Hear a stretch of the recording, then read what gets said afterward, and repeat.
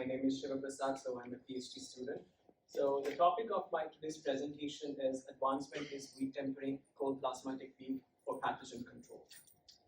To give you a brief outline of my presentation, so I'll be starting off with some introduction, and I'll be majorly focusing on two of the important studies that we are currently doing in Key State. So study 1 is focused on antimicrobial intervention in wheat milling, and study 2 is focused on cold plasma-based hurdle approach for pathogen control. Finally, I'll be concluding with some concluding remarks and future work.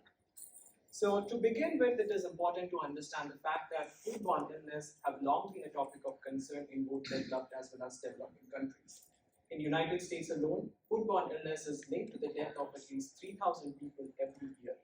So with that being said, we have products such as like wheat grains, wheat flour, and other flour-based products that are generally recognized as low-risk foods because of their low moisture content. However, in the past decades, we have had multiple recalls, outbreaks that are specifically linked to wheat flour because of its contamination with enteric pathogens such as like E. coli as well as Salmonella.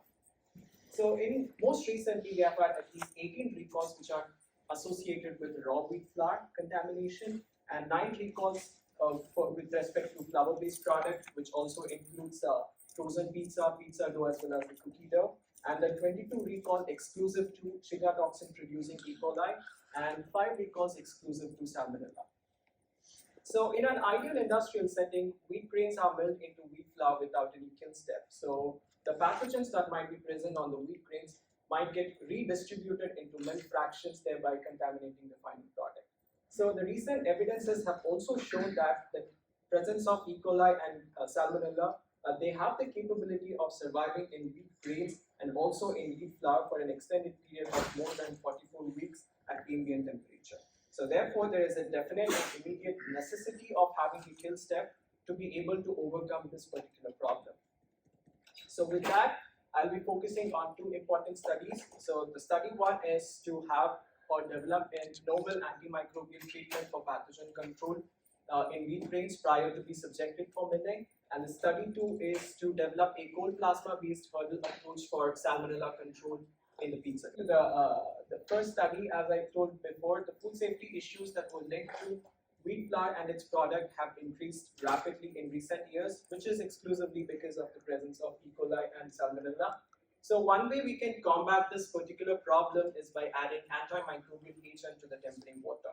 So tempering is basically a hydration process where wheat grains are conditioned briefly for a period of 4 to 24 hours, depending on the hardness of the wheat and the type of the wheat, and which is traditionally done by adding just water, which can be replaced by antimicrobial agent to increase its microbiological safety. So this step will also allow a sufficient contact time for the antimicrobial to act on the pathogen and then reduce its number. So with this, the objective of this particular study was to determine the effectiveness of antimicrobial tempering against Salmonella and to evaluate the effects of these treatments on the wheat flour quality. So coming to the methodology for this particular experiment, we chose Salmonella, 4 different species of Salmonella, and a cocktail mixture of this was added to wheat to achieve an initial inoculum level of about 7 to 8 log, and following which it was allowed to rest for about 24 hours, which gives sufficient time for the bacteria to adhere onto the kernel surface, following which we tempered it with desired antimicrobial agent. So after the tempering treatment, milling, so whatever the treatment that actually yielded more than 3 log reduction was selected for further evaluation. So for this particular study, we performed 2 different experiments. For the first experiment, we evaluated the efficacy of sodium bisulfate against Salmonella cerevisiae. The graph here shows the time kill kinetics of sodium bisulfate against Salmonella cerevisiae, and the table next to it shows the quantity of sodium bisulfate that needs to be added to the tempering water to achieve the desired concentration in the wheat. So the result from this particular study shows that when SPS was used at a concentration of about 1.5%, we were able to achieve 3.4 log reduction in the total Salmonella load after 12 hours of tempering. At the same concentration, at an extended period of tempering, at about 24 hours, we were able to achieve 4.3 log reduction in the total salmonella load. So this shows that SPS does exhibit antimicrobial efficacy against the Salmonella cerevisiae in case of wheat. So since this particular concentration, that is 1.5%, yielded more than 3 log reduction, so this was further evaluated for its baking quality. So in terms of the baking quality, we did not observe any kind of a significant difference in terms of textural properties, C-cell characteristics, as well as the bread characteristics. So this shows that the use of 1.5% of SPS could be an ideal option that can be considered for pathogen mitigation. So coming to the second study, so the second study is focused on the cold plasma based hurdle approach to control salmonella in case of the pizza dough. So recently there have been multiple incidents involving recalls of the frozen pizza dough as well as the cookie dough. So this, which is, and in most cases, it has been traced back to the contaminated wheat flour. So, so this shows that the E. coli as well as the Salmonella, which are enteric pathogens, have the capability of surviving the freezing temperature and pose significant food safety threat at later stages. So one way we can combat this particular problem is to have multiple hurdles for the microorganism. So with this particular objective, background, the objective of this study was to determine the effectiveness of whole plasma-based hurdle approach to control Salmonella population in the pizza dough. So before I talk about the methodology and the results, so I would like to briefly introduce the basics of the whole plasma. So as we all are aware, plasma is the fourth state of matter next to solid, liquid, and gas. And this plasma can be broadly categorized into two different types, hot plasma as well as the cold plasma. As the name itself suggests, hot plasma is characterized by an extremely high temperature, and this actually occurs when a gas is heated to a very high temperature where the electron will break out from its atomic shell and then it will result in a highly ionized state.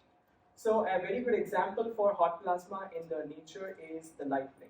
So on the other hand, the cold plasma will operate at significantly low temperature, which is about room temperature or slightly above the room temperature. So to explain this particular concept, I have water in its four different states of matter.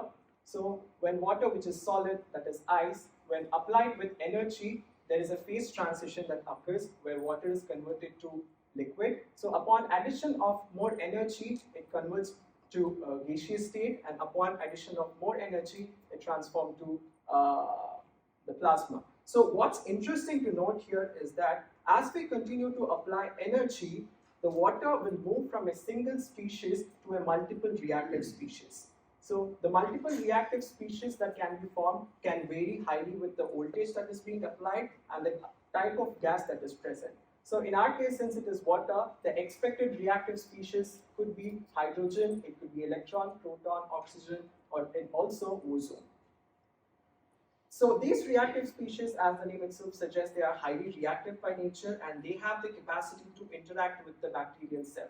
So they ultimately leads to the lesion formation on the bacterial cell membrane, finally leading to their lysis. So there are different kinds of cold plasma setup that are available. So the one that we currently have in our lab is pin to plate type of cold plasma treatment. So this particular equipment has a transformer, a controller unit, and a discharge device.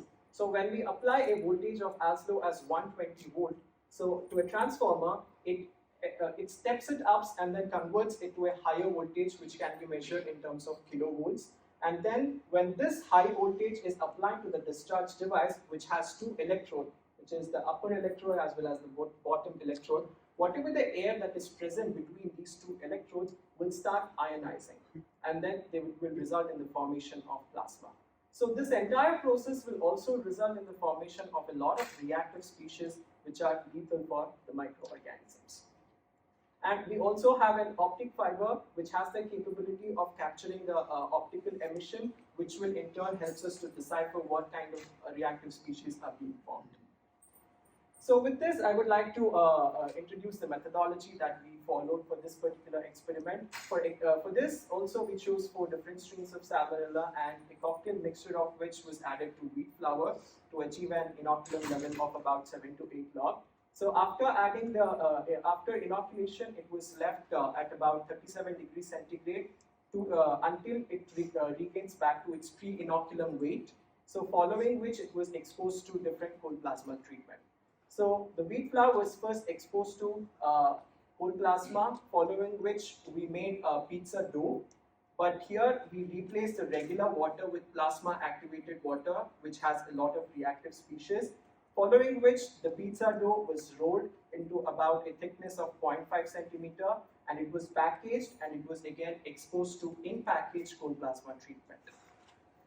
For the future work, for the tempering study, we would like to test and optimize novel antimicrobial agents and to achieve a higher log reduction within a shorter period of time. And for the cold plasma study, we would like to explore the effect of these techniques on the physical, chemical, as well as the baking characteristics. And thank you for listening. I'll be open for Q&A.